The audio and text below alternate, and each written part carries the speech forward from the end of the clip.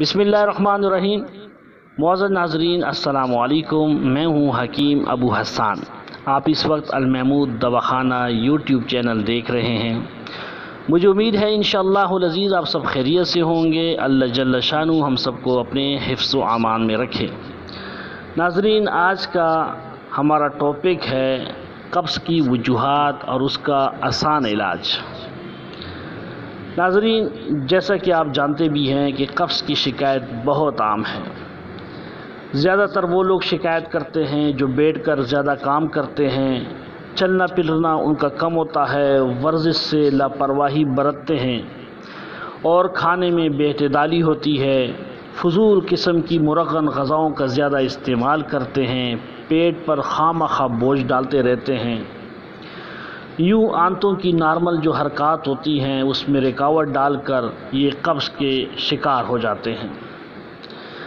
قبض کی وجہ سے آدمی میں چڑچڑاپن پیدا ہوتا ہے، پریشان رہتا ہے اور یوں انسان بیمار سا ہو جاتا ہے، جس کی وجہ سے وہ کام بھی نہیں کر سکتا۔ اور پھر ہوتا یہ ہے کہ قبض کشا گولیوں کی تلاش شروع ہو جاتی ہے۔ اگرچہ فوری افاقہ تو دے دیتی ہیں، لیکن بندہ پھر ان کا تابع ہو کر رہ جاتا ہے اور ہر دفعہ ان پر گزارا کرنا پڑتا ہے، کیونکہ قبض کشا دوائیں آنتوں کے نارمل کام میں رکاوٹ ڈال دیتی ہیں۔ قبض دور کرنے والی دواؤں کا کم سے کم استعمال ہونا چاہیے۔ اگر آپ کو قبض کی دوا کی ضرورت ہے تو بہتر ہے کسی مستند حکیم یا ڈاکٹر کے مشورے سے لیں۔ ناظرین، اسباب اور وجوہات کے ساتھ ساتھ علاج بھی بتانا مقصود ہے۔ گھریلو آسان علاج آپ کے سامنے رکھتا ہوں، آپ اس پر عمل پیرا ہوں، انشاءاللہ العزیز بہت جلد آپ کو افاقہ ہوگا۔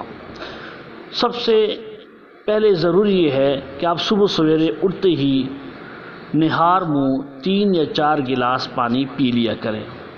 اسی طرح ناشتے میں تازہ پھلوں کا رس استعمال میں لائیں۔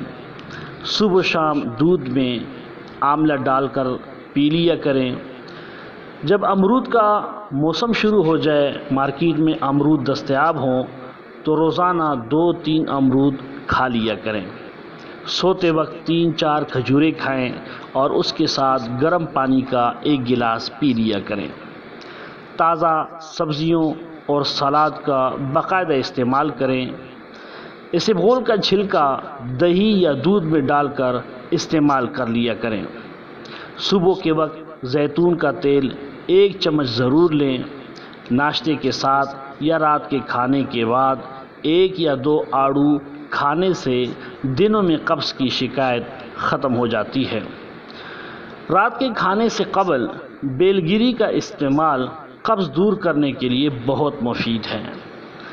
میں تو سمجھتا ہوں کہ بیل گری کا صفوف بنا کر ہر گھر میں رکھنا چاہیے۔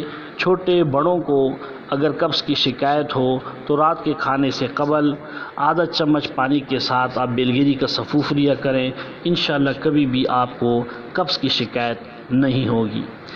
اس کے علاوہ طب نبوی صلی اللہ علیہ وسلم میں شہد اور سنا مکی دونوں کا استعمال قبض کے لیے نہایت مجرب ہے۔ سنا مکی کا صفوف بنتا ہے، کچھ چیزیں اس کے ساتھ ملائی جاتی ہیں، ہمارے دواخانے میں اس کا صفوف تیار کیا جاتا ہے اور ہم مریضوں کو دیتے ہیں۔ قبض کشا کے لیے بہت بہترین مجرب یہ نسخہ ہے، آپ بھی استعمال میں لائیں۔